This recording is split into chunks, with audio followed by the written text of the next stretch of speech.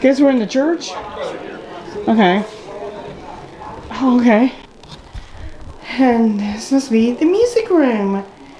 An organ. Several different kinds of pianos. Furs. Roses. I think a Victorian controller or telegraph machine. Excuse me, ma'am. Okay. This is kind of my makeshift dressing room. Oh, it is? I didn't know that. You're fine, you're fine. You do whatever you want. Okay. I'm sure you have no need for old carpet slippers and chains. No. That's all the dresses. Okay. And Mom and son playing violin or teaching? Another Brady? Yes, another Matthew Brady. Yeah, how are you? Very good. Very good. Mary, Joseph. I think I was gonna say Jesus, but no. It's some nice artwork. There's some various forms like paintings. I want to say they're oils, maybe acrylics. And dresses.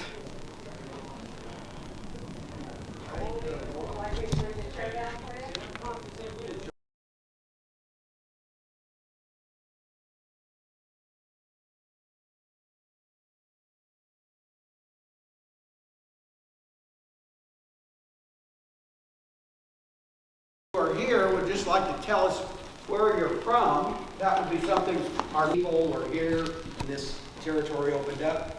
His great-grandfather was German tailor. Came to Lecompton, made the suit coats for the territorial governors out here, and he was busy because we went through 10 governors.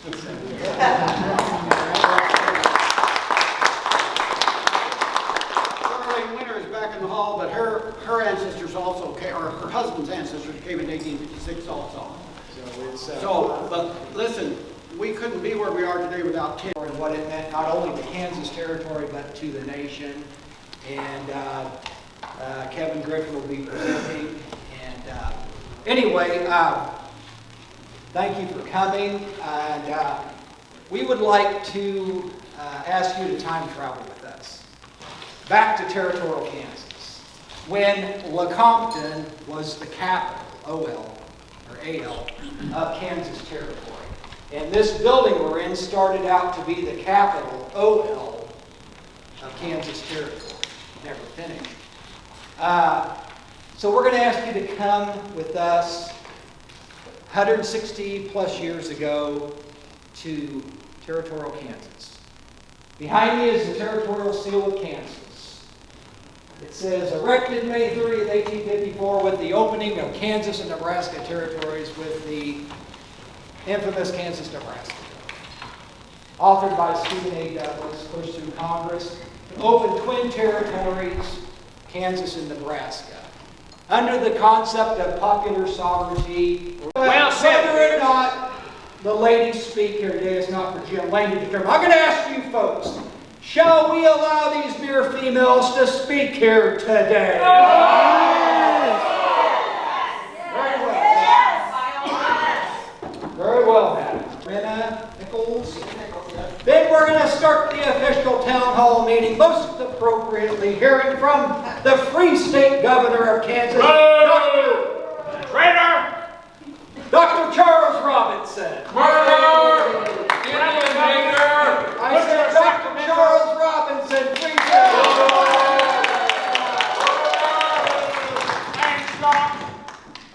Then we're going to hear from the speaker.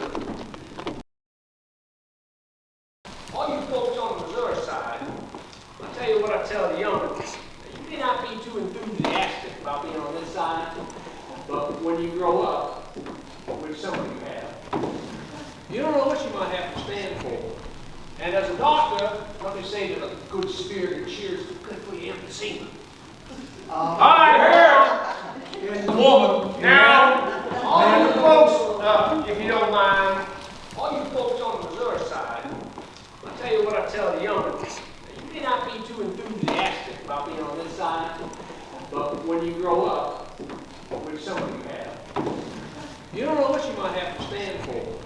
And as a doctor, what they say that a good spirit cheers the quickly emphysema. Hi, Harold. There you go. Sorry, Katie, it's not Here, Lane, and make sure. seated so the men folk can get up here. H. Nichols, former longtime editor of the Windham County Democrat newspaper in Vermont. You see, I ran my husband's newspaper in secret for several years after he took ill, because everyone knows that a woman, a mere woman, oh, how could she be smart enough, strong enough, and in any way capable of editing a newspaper? That way of thinking must change. Yes. While still in Vermont, Newspaper. But in 1854, when that Kansas-Nebraska Act was passed, and we could see that Kansas was going to be possibly a slave state, and we, like you, are abolitionists. That's right. We want nothing to do with slavery, as slavery is an evil. Yes. Well, Doctor and I, we identified ourselves with the New England Immigrant Aid Society, which Doctor became an agent for. He came out to Kansas Territory. Lady, you should have stayed in Massachusetts where you belong. Well said, Oh, shame. Where is my brush? Mr. Jones, just as Felix. Call meetings is very important. We have much to decide here today. But I am concerned, for I have been hearing some rather unpleasant rumors about myself. For there are some people who are saying that I am nothing more than a soldier of fortune, a mercenary adventurer, a man who has come to Kansas Territory with an army of men equipped with the finest weapons, sharp rifles, and intent on doing battle. Well, nothing could be further from the truth. But yes, I am Charles Robinson, Dr. Charles Robinson, and I am, as my wife explained, an agent for the New England Immigrant Aid Company, and it has been my job to help settlers coming to Kansas Territory to find land to begin new lives. Now, I am a man of peace. Because unlike the Free State Herald of Freedom, I have no backers from New England, corporate money that buys all my issues and then sends them about the country saying, oh, this is what's really going on in Kansas. We should know how we can't trust some newspaper. Now, we must have one of these main laws. We call those people maniacs. I'm reminded of the righteous minister that walked into the ballroom to disturb the customers, and he told the bartender, he said, I would like a glass of water and a glass of gin. Then he turned to impose himself on the customers and said, brothers, hear and see me now.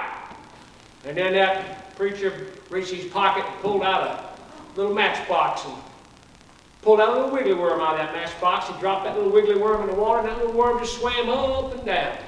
Then he reached in and pulled that worm out, and he dropped it in that glass of gin. That poor little worm just shriveled up and died and sank to the bottom.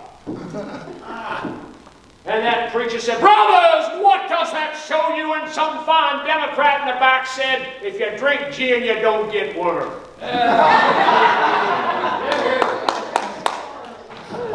And it's not just some fine voter. Our founding fathers.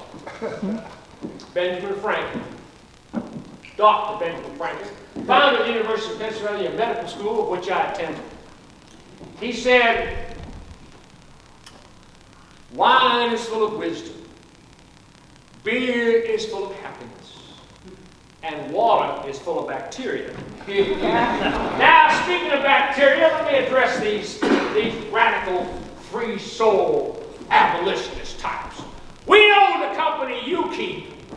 You keep company with William Lloyd Garrison, And we know what William Lloyd Garrison and you think of the Constitution of the United States. What a blowhard. Oh, Mr. Lane. What a gas. Mr. Lane, who supported the Kansas-Nebraska Act, and then he ran out to Kansas Territory. Good uses of gutta percha. Hail, Senator Butler! That Senator Sumner feigns his injury for sake of the vote back of Lawrence as a beam fell on his head. I wish one would fall on your head. See here, I now possess what is sure to become a treasured family heirloom gathered from the smoldering embers of the building that lately housed the so-called Herald of Freedom. Arsonist.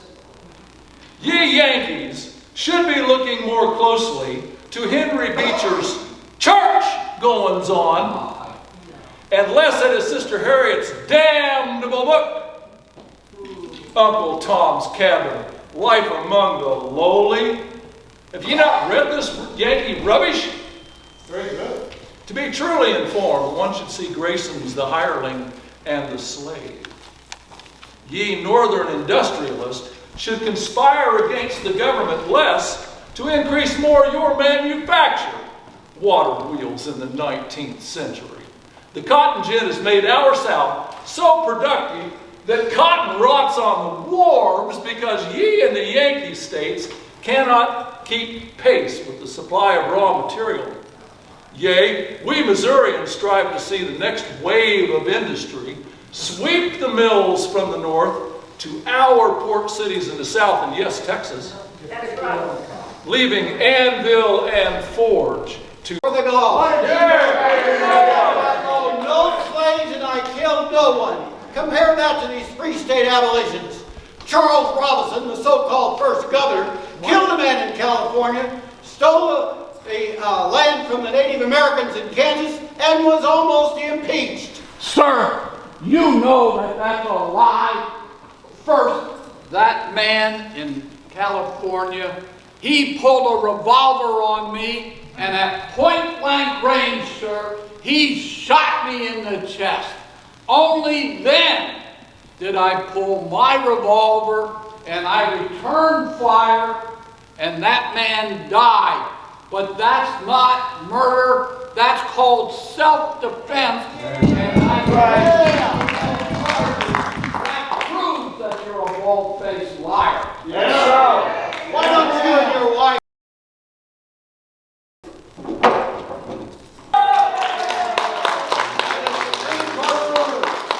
And a Supreme Court Justice Lane, just remember this, that falsehood is the admitting, gentlemen and gentlewomen, is Topeka Free State Constitution.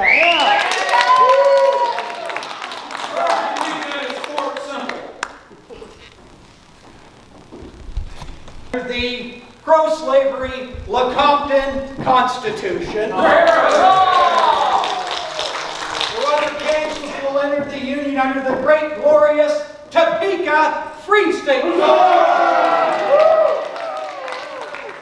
I want to thank all you newly arrived squatters, particularly on election day, to vote early and to vote often.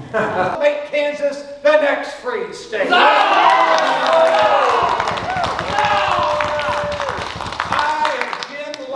Free state cause, gentlemen and gentlewomen. Youngest slave in the territory. Y'all probably never heard of me. My name is Mahala Doyle, and I come here from Tennessee. My husband James and I, well now, we had 8 young'uns, and I assure you with 8 young'uns you do not need, nor can you afford slaves. My oldest boys had gotten to the age where they wanted to get married and have their own farms, but we were small farmers, Lord, just dirt poor. Sure didn't look like my boys would ever own land of their own. Until we heard tell of this place, Kansas Territory, that had opened for settlement. We talked it over, and we decided that would be where we would go. There would be land, a lot of land. So we sold our farm and loaded the wagon and headed for Kansas Territory. and arrived in November of '55. Settled a land claim on Mosquito Creek, about a mile from its mouth, where it empties on into Pottawatomie Creek. That there's about 8 miles from Osawatomie. With winter coming on, my husband and the boys, well, they put us up a meager cabin. It wasn't much. We covered the windows with animal skins. Good Lord, that winter was terrible. So cold. But we survived. And then in the spring began to farm.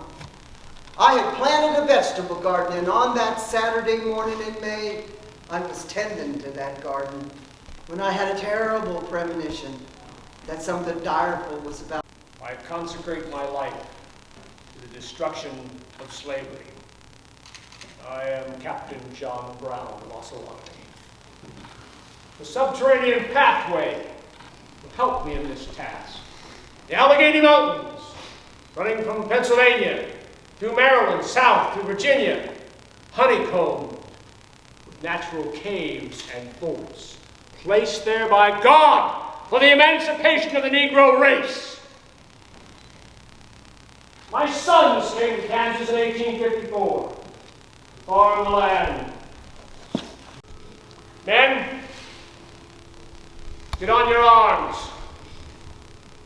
We'll proceed to Harper's Ferry.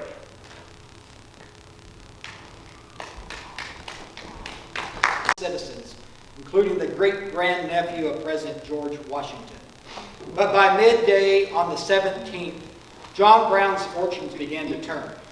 Few of the small local slave population had rallied to his cause for freedom and revolt. Growing resistance in the town was soon reinforced by the Jefferson Guards from nearby Charlestown, Virginia. More militia units arrived from the other nearby towns in Virginia and Maryland.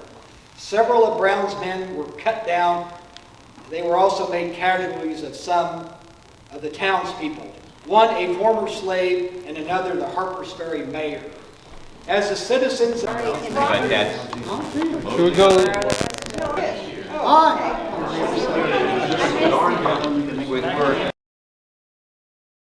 My Marines captured him, and if they hadn't captured him, the Virginia and Maryland militia would have cut him. We can change it up.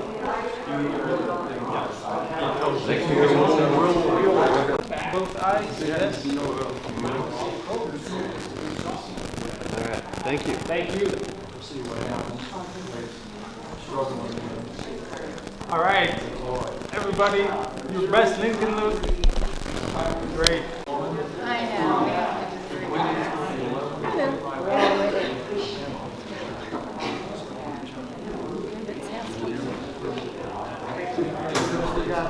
Now we smiling and looking serious? Take it.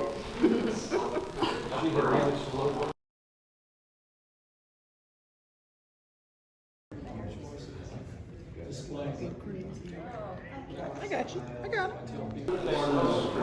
Okay, so let's do